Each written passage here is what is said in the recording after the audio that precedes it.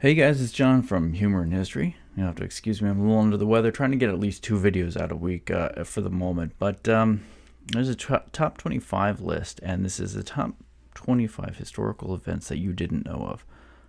So let's take a look. And here are 25 historical events that you didn't know of. We'll see.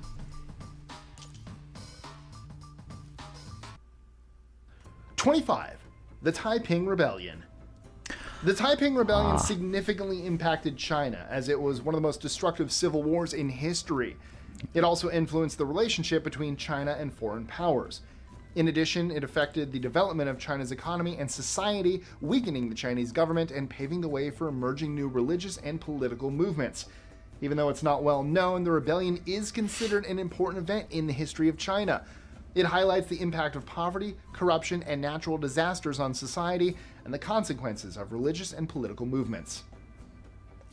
If you want an honest response to that from an American, most Americans were, well, at the time we had the Civil War, the American Civil War, and when it comes to this time in history, a lot of people who are Americans are obviously taught about the Civil War. It's a big deal in our history, and so when it comes to China, most Americans don't know what's going on at this point.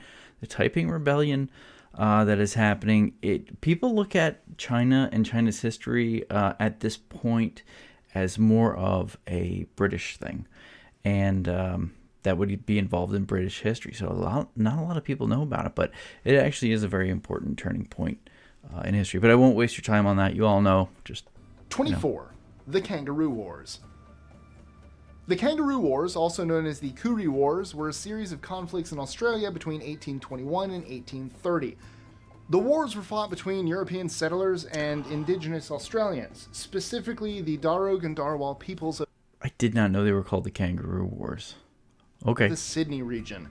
The displacement of indigenous peoples from their traditional lands and the violence and mistreatment by the settlers caused widespread protests by the ethnic group. 23. Yeah, okay. We here in the States, from again American point of view, most people actually probably don't even know about this. They probably don't even know how Aborigines, were treated at this time. But yeah, I did not know they were called the Kangaroo Wars, to be honest with you. I knew they were I didn't even know. I just thought it was a thing that people that they did when landing in Australia.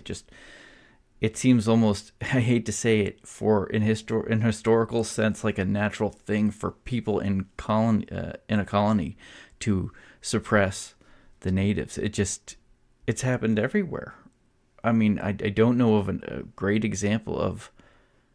Maybe you guys can give me one. Actually, an example of when they when colonists landed and did well. The only thing I can think of, at least in American history, is actually our state of Pennsylvania, which had, and this is only 150 years of peace with the Native Americans, and that was all the way up until the American Revolution. So that's a tough one. The Glorious Revolution.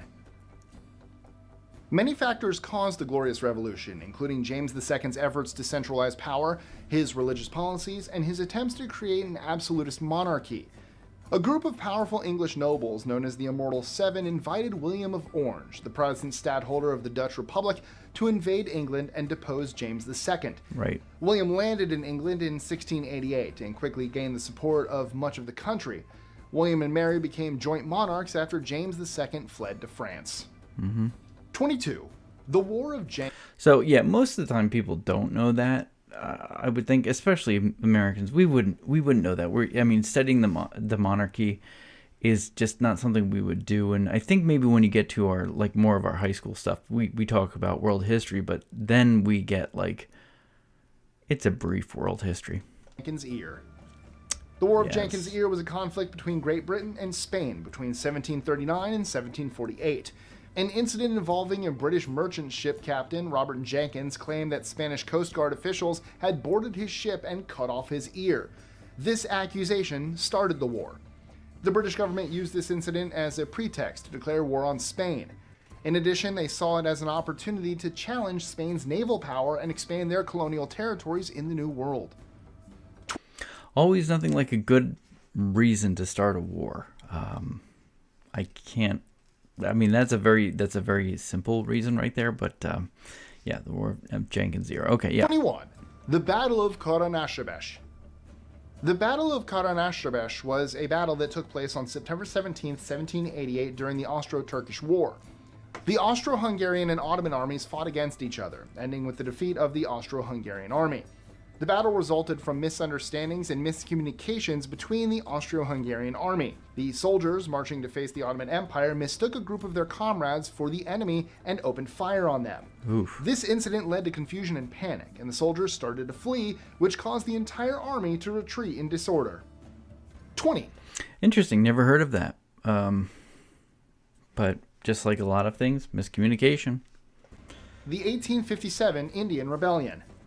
Yeah. The 1857 Indian Rebellion was a significant event in the history of India and the British Empire. It was a major challenge to British rule in India and impacted the relationship between the British and the Indian people. The rebellion also had a significant impact on the political and social order of India, as it led to the end of the East India Company's rule and the direct control of India by the British government. Yeah, very interesting. I mean, not wrong in that he's extremely concise and succinct about what happened. I mean, it was a bloody affair for sure. But yeah, company no longer rules India. Essentially, it's the country then that rules India, Great Britain, more or less. And that happens actually quite a bit. I don't want to say about a company, but yeah, I mean, you have like a major change or a major specific issue, and then it becomes a watershed moment. And that might be generous, but it becomes a watershed moment. And things change. 19. The 1815 eruption of Mount Tambora. Yes. The 1815 eruption of Mount Tambora had a significant impact on the global climate and weather patterns, causing the year without a summer in 1816. In addition, the eruption caused a volcanic winter effect, with ash and gas blocking sunlight and cooling the Earth's surface, resulting in crop failures and famine in many parts of the world. The eruption was considered one of the most critical events in the history of the world. It significantly impacted climate and weather patterns, the environment, agriculture, and human civilization. That always surprised me that nobody talks about that. Basically a whole year was, I don't want to say wiped off the map. That's not fair to say, but a whole year because of a volcanic eruption. The summer was gone. Here in the States, they do record the year without a summer, and it's the same reason. Well, obviously it's the reason. Yeah, it was really cold. Crops didn't grow, and when you're basing your kind of a global economy, if you want to loosely call it like that, but at least in the British Empire.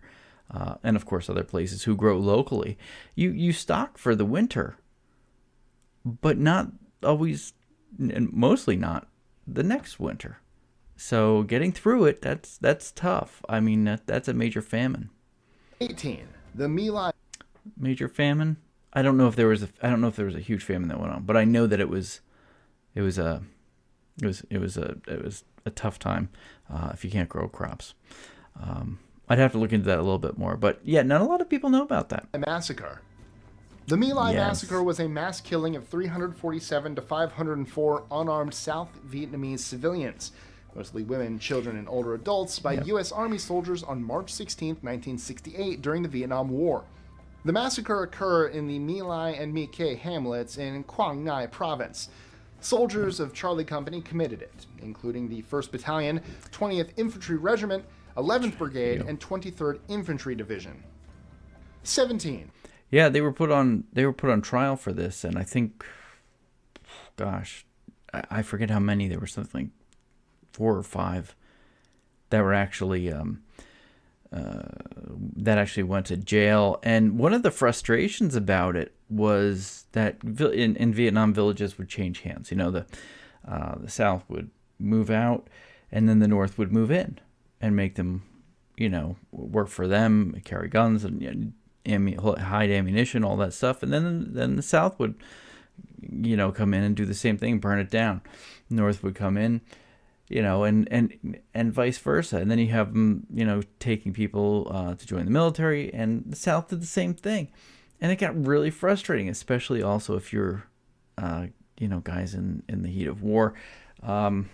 Warfare is not, we're going through the Israeli Hamas conflict right now.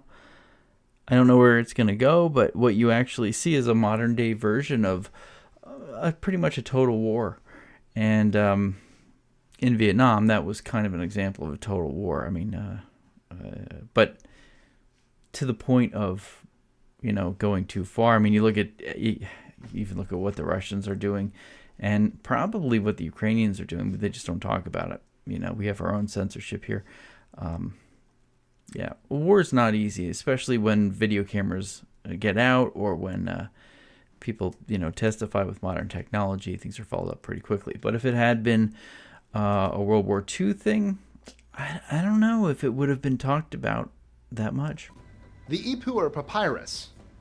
The Ur Papyrus, also known as the Admonitions of Ur, is an ancient Egyptian papyrus containing a collection of poetic texts written during Second Intermediate Egypt, around the 17th century BCE. The papyrus is a collection of laments and complaints in which the author, the scribe Ur, describes the chaos, suffering, and social upheaval of his time.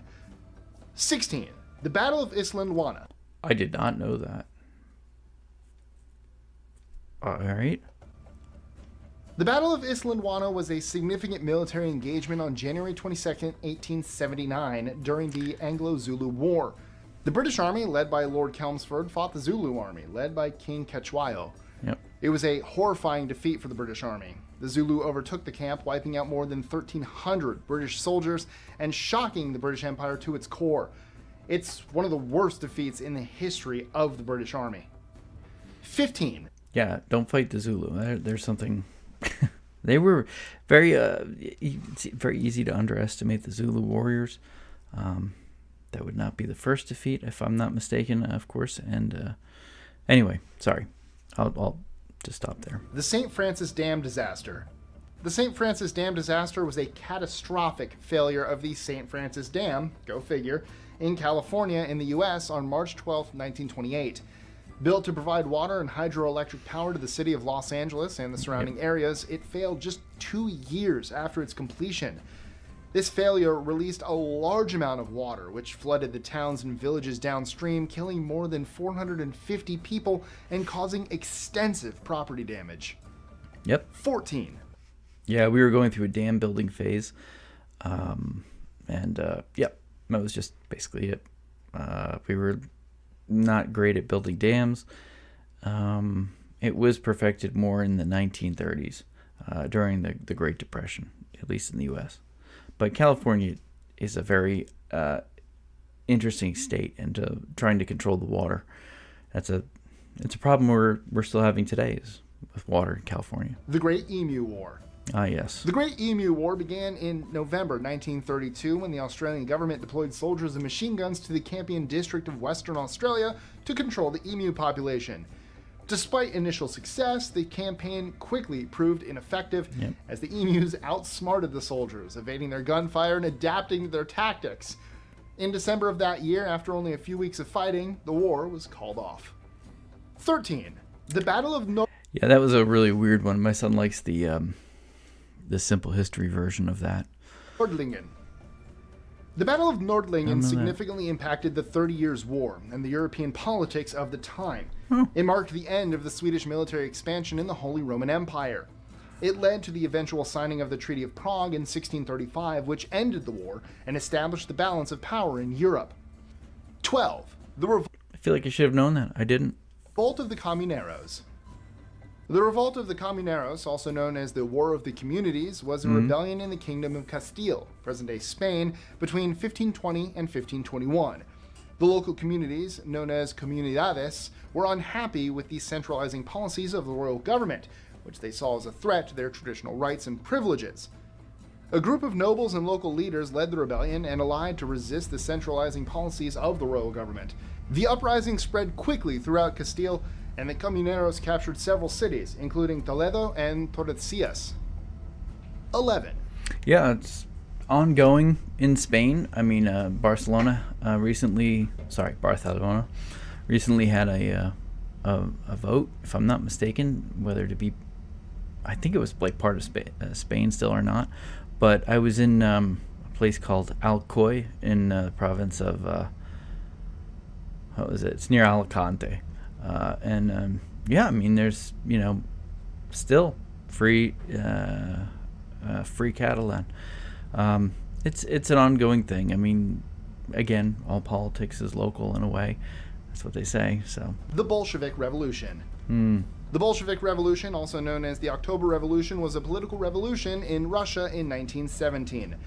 Vladimir Lenin and the Bolshevik Party led the rebellion.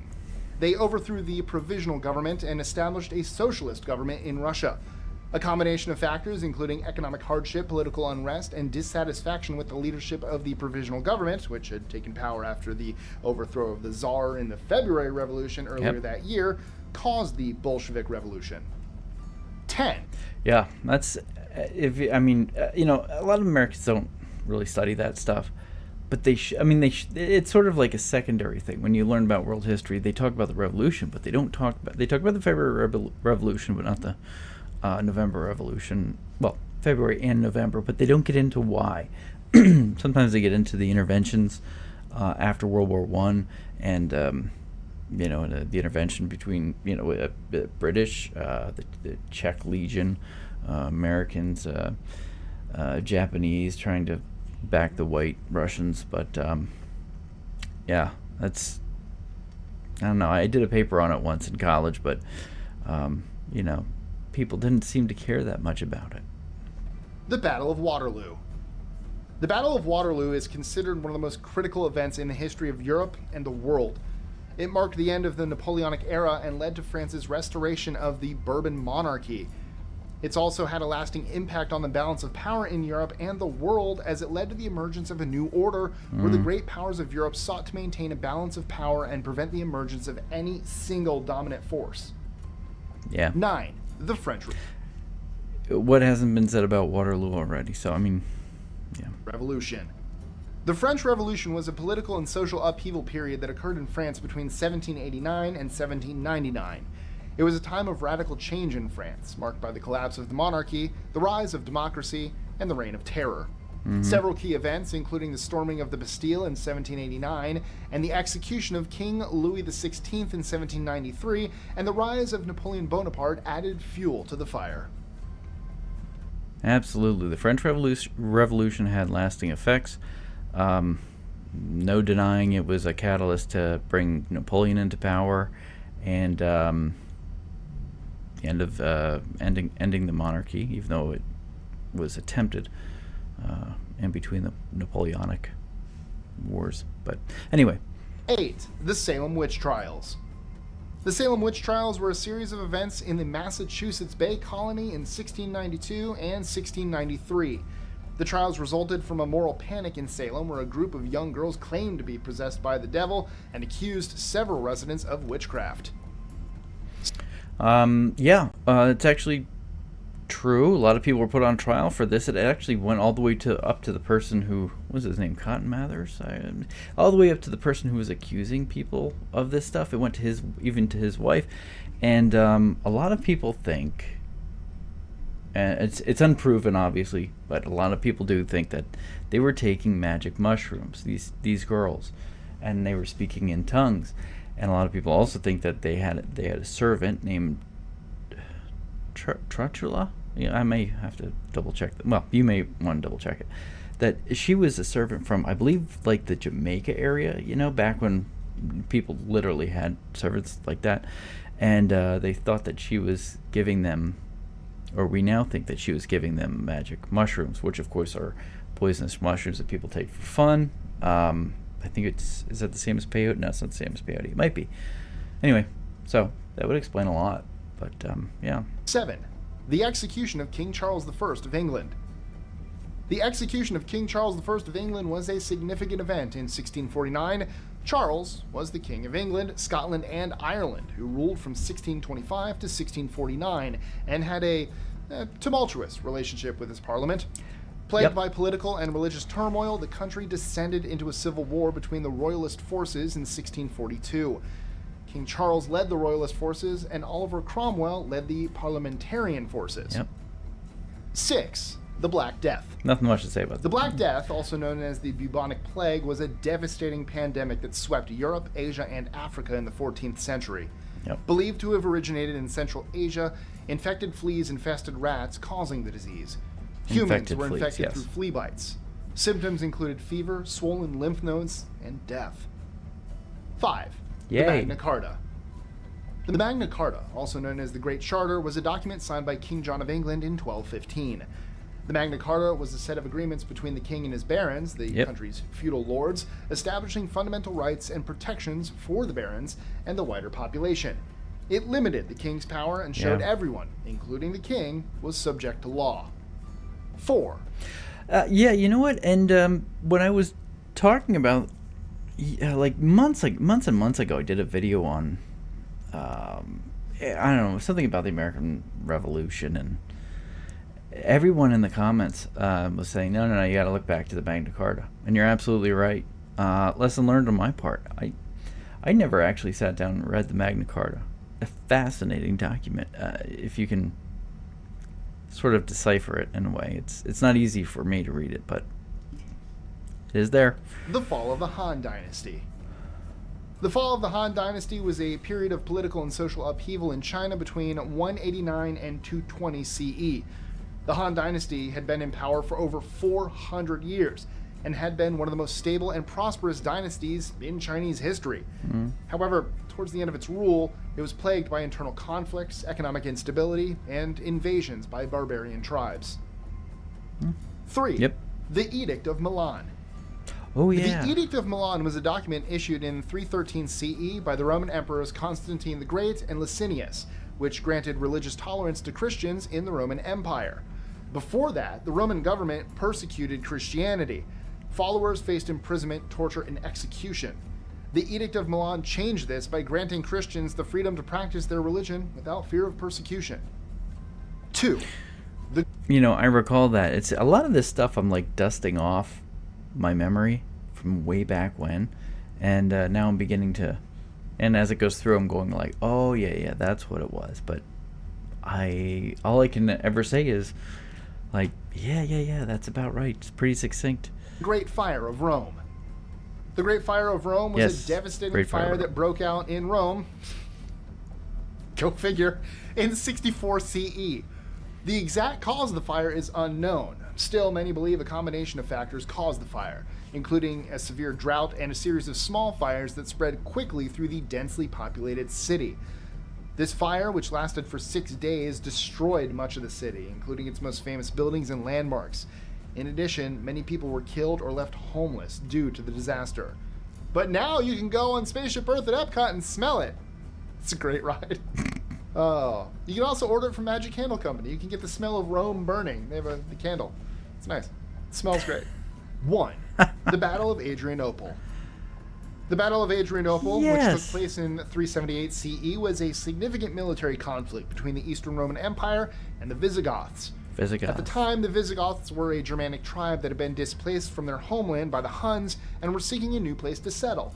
They had been granted permission by the Roman Empire to make a new home within the empire's borders, but tension between the two groups soon escalated. Yep.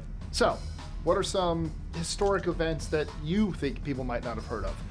Yeah, write down some, if you don't mind, in the comments. Let me know about some historical events that you think should be on this list or on a list similar to it. I'd love to hear about it. I know this was a long one, guys. Sorry about that, but I hope you're doing well, and I'll talk to you soon.